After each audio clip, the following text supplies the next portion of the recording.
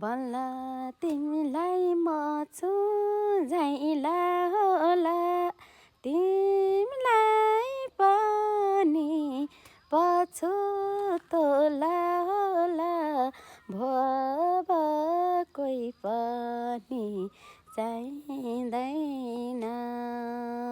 हिजो कसैले रुवायो